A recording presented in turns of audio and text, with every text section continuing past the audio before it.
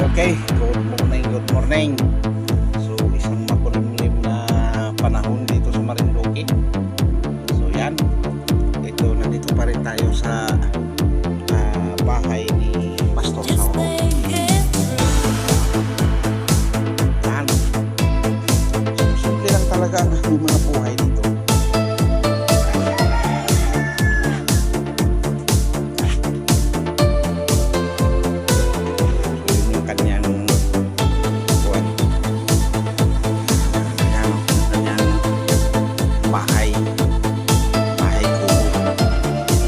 Bahay kubo rin yung naroon doon.